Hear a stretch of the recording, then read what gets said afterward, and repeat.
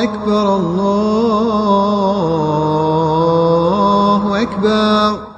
And when you're considered a second-class citizen, that person, he tries even harder. He works even harder. He wants to defy the odds. People overlook them. They don't think much of them. They don't think they're going to amount to anything.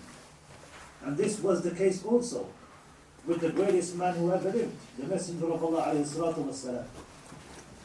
The Quraysh in Mecca would make fun of him, they would mock him, they would ridicule him, throw so many insults and accusations at him, hoping that some of them would stick, his reputation would be destroyed, and he will stop saying whatever he's saying about the worship of Allah and leaving the worship of idols.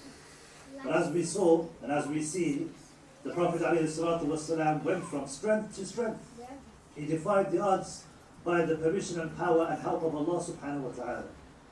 And he continued to have tawakkul and trust in Allah subhanahu wa ta'ala, to the extent where he ends up coming back years later, conquering Mecca itself. The very people who thought he wouldn't amount to anything, this ragtag group of people who are just joining him from random tribes and slaves and other people, there's no way he's going to amount to anything, let alone try to rebel and try to fight against us, the mighty Quraysh. Years later he comes back and he conquers Mecca itself, brothers and sisters. And this shows us that when a person is faced with adversity, when you put your trust and your tawakkul in Allah subhanahu wa ta'ala, Allah subhanahu wa ta'ala will aid you. Allah subhanahu wa ta'ala will help you. And this is why Allah subhanahu wa ta'ala, when one places his trust in Him, that also includes having the trust that whatever Allah subhanahu wa ta'ala has decreed is going to be of some benefit to you. Regardless of what's happening. You could be struggling financially, you could be sick, all kinds of things could be happening around you which are negative in your eyes.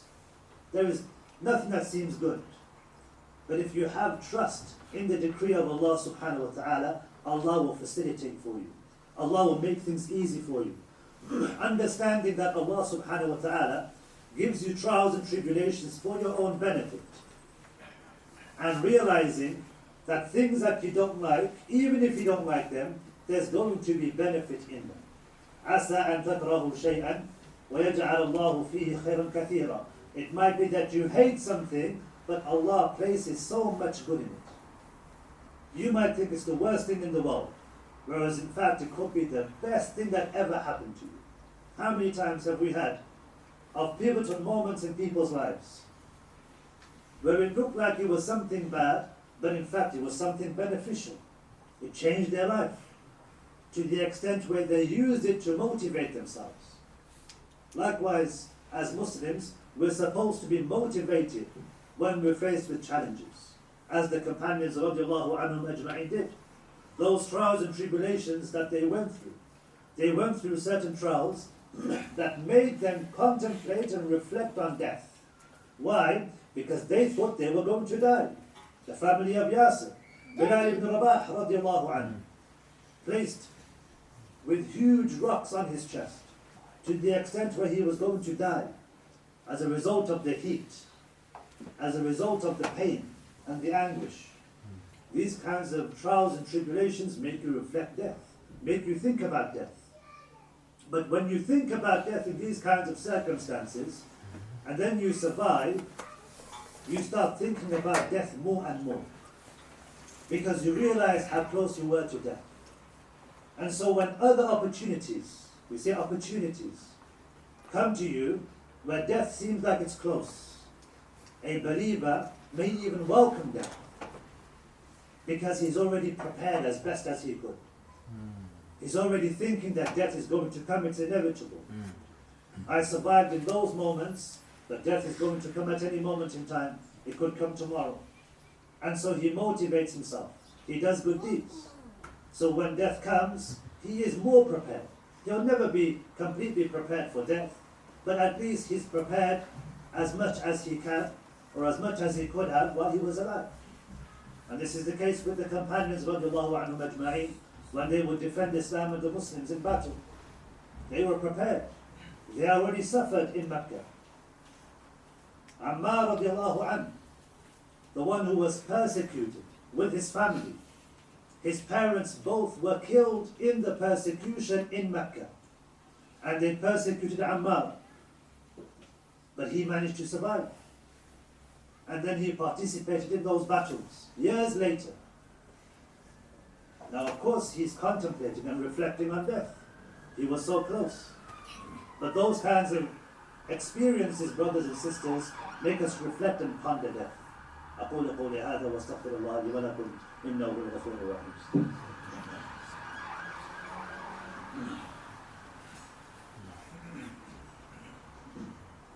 بسم الله الرحمن الرحيم. الحمد لله رب العالمين والصلاة والسلام على أشرف الأنبياء والمرسلين نبينا محمد وعلى آله وصحبه أجمعين.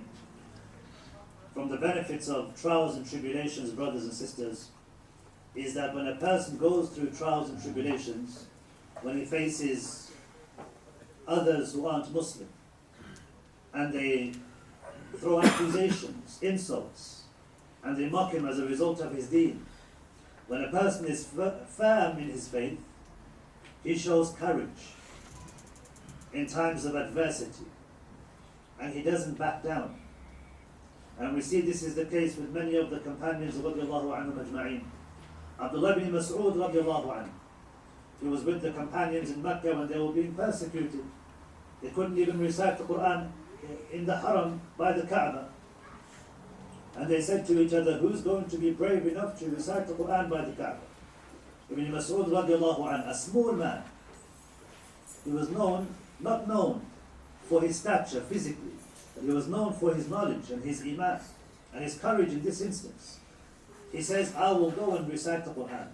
They say to him, no, anyone but you, O Ibn Mas'ud, they're going to beat you.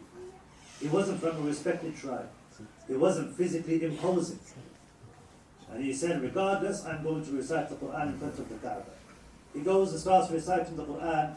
People start to crowd around, trying to listen to what he's saying. They realize he's reciting Quran. And they start beating him to the extent where he loses consciousness. He's unconscious. The companions, they drag him back. And they say to him when he wakes up, we told you not to go there and recite the Quran. Ibn Mas'ud radiallahu anhu, he says, by Allah, if you told me to do it again, I'll do it again right now.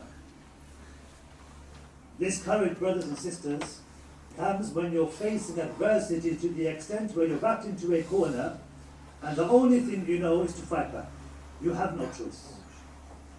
And as believers, we have to understand that Allah subhanahu wa ta'ala is always on our side. And we have to have tawakkul and trust in Allah subhanahu wa ta'ala, and realize that trials and tribulations, moments and times when we feel like we're being oppressed, those are actually opportunities to show our iman in Allah subhanahu wa ta'ala and to motivate ourselves to increase in our good deeds. We ask Allah subhanahu wa ta'ala that He protects us from trials and tribulations, and that Allah subhanahu wa ta'ala allows us, when we are given tests, that we are able to overcome them with ease.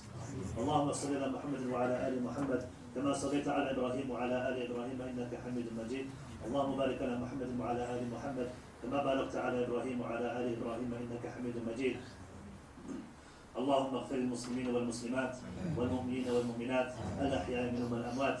إن الله يأمركم بالعدل والإحسان وإيتاء ذي القربى وينهى عن الفحشاء والمنكر والبغي يعظكم لعلكم تذكرون. فاذكروا الله العظيم الجليل يذكركم واشكروه على نعمه يزدكم ولذكر الله أعلى وأولى وأكبر والله يعلم ما تصنعون.